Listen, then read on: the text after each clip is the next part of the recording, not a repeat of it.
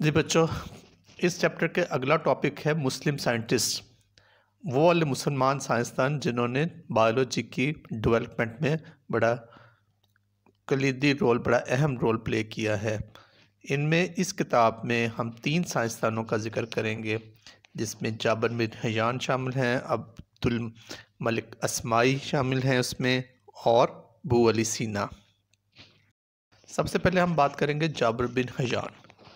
Jabir bin Hayyan was born in Iran in 721 and he practiced medicine in Iraq. तो Iran में पैदा हुए और मेडिसिन की प्रैक्टिस वो इराक में करते रहे। He introduced experimental investigation in chemistry.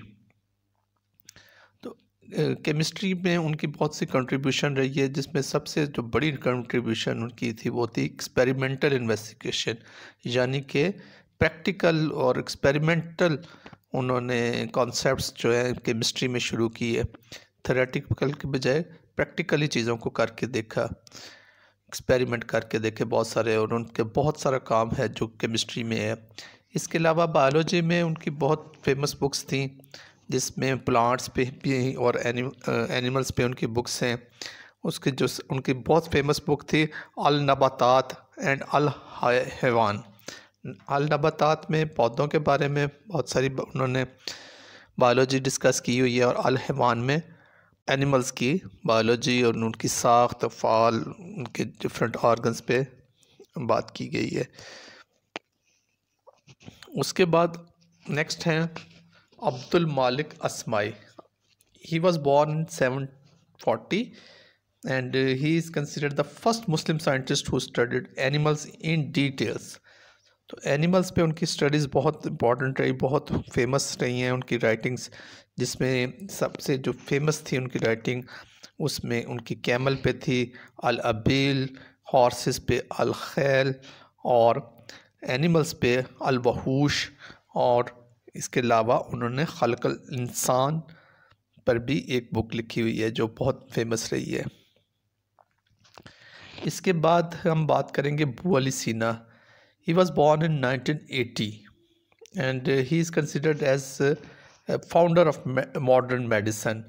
और वेस्ट में तो उनको एविसीना के नाम से पुकारा जाता है, और उनकी बुक्स 1680 तक डिफरेंट यूरोप की यूनिवर्सिटीज़ में एज ए टेक्स्ट बुक भी पढ़ाई जाती रही हैं। इसके अलावा वो फिजिशियन भी थे, फ़िलासफ़र भी थे, एस्ट्रोनॉमर थे, पोएट थे, और उनकी जो मशहूर किताबें हैं उनमें कानून फिल तिब, जिसको कि इंग्लिश में कैनन ऑफ मेडिसन कहा जाता है, और यही बुक जो है बाद में यूरोप की मेडिकल यूनिवर्सिटीज़ में एज ए टेक्स्ट बुक भी यूज़ होती रही। तो इन 3 साइंसदानों का इस बुक में ज़िक्र है, जिसमें है Jabir bin Hayyan, Abdul Malik अस्माई और अबू अली सीना। और इसमें जो इम्पोर्टेंट चीज़ है वो आपने इनकी बुक्स के नाम याद रखने हैं। जाबिर बिन हयान की बुक थी अल नबातात और अल हैवान। अब्दुल मालिक अस्माई की बुक थी अल अबील, जो कि कैमल पे है, अल खैल हॉर्सेस पे, अल वहूश एनिमल्स पे, और खल्क़ुल इंसान। और अबू अली सीना की बुक का नाम है अल कानून फित तिब, और इंग्लिश में इसको हम कैनन ऑफ मेडिसिन भी कहते हैं। नेक्स्ट टॉपिक है हमारा the level of organisation. Biology में ये बहुत इंपॉर्टेंट कॉन्सेप्ट है, इसको आपने बड़े ध्यान से सुनना है और इसको समझने की कोशिश करनी है। In order to understand the various phenomena of life, biology studies biological organization at different levels, which are as follows। जो कि मदरजा झैल अब जो अभी हम पढ़ेंगे, ये ऑर्गेनाइजेशन लेवल, बायोलॉजी के डिफरेंट लेवल्स पे बायोलॉजिकल ऑर्गेनाइजेशंस हैं, उनको अंडरस्टैंड करने की कोशिश करते हैं। सबसे पहली जो सबसे अव्वलीन या फर्स्ट चीज़ है वो है सब एटॉमिक और एटॉमिक लेवल। एटॉमिक लेवल का मतलब, हम एटम के बारे में आप केमिस्ट्री में भी पढ़ चुके हैं, और पिछली आप क्लासेस में भी एटम का कंसेप्ट आप ले चुके हैं। Atom means A not Tom cut, जो कि मज़ीद कट ना हो सके। तो ये कॉन्सेप्ट था कि एटम स्मॉलेस्ट पार्टिकल है, और इसको मज़ीद पार्टिकल्स में आप डिवाइड नहीं कर सकते, लेकिन लेटर ऑन फिर हमें पता चला कि इसके सब एटॉमिक पार्टिकल्स भी हैं। द मोस्ट स्टेबल सब एटॉमिक पार्टिकल्स आर इलेक्ट्रॉन हैं, प्रोटॉन हैं, न्यूट्रॉन्स हैं। तो 92 जो एलिमेंट्स हैं जो नेचर में पाए जाते हैं, 16 उनमें जो हैं are called as bio elements. Bio means living और एलिमेंट्स हैं जो लिविंग एलिमेंट्स हैं, जो लिविंग ऑर्गेनिजम्स के रिलेटेड है, वो 16 हैं आउट ऑफ 19। तो जो ये 16 है, these take part in making the body mass of living organism.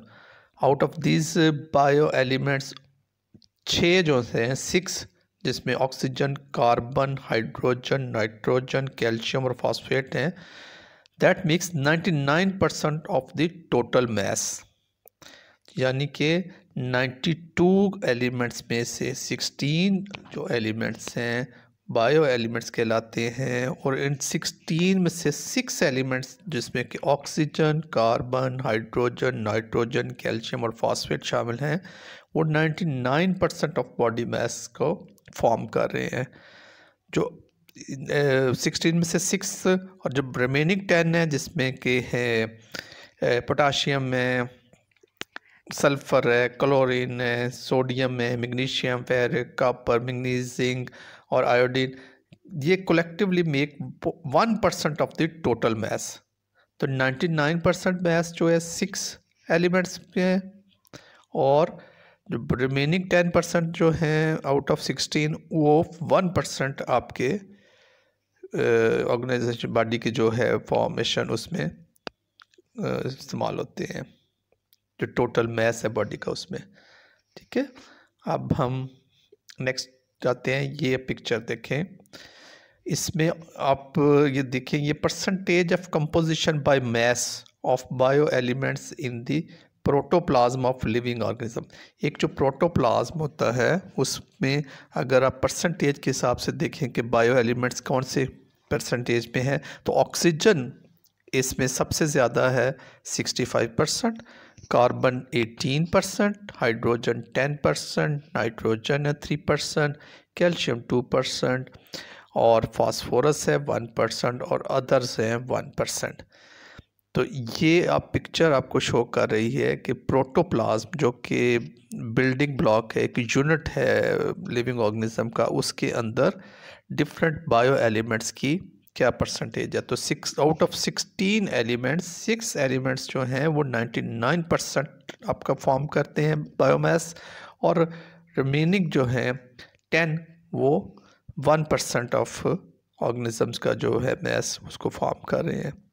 तो ये कॉन्सेप्ट हम सब एटॉमिक और एटॉमिक लेवल का जो आपके ऑर्गेनाइजेशन के हमने बात की, लेवल ऑफ ऑर्गेनाइजेशन, ये हमें शो कर रहा है कि एटॉमिक लेवल पे कौन कौन से एलिमेंट्स हैं जो कि आपकी लिविंग ऑर्गेनिज्म की फॉर्मेशन में यूज़ होते हैं।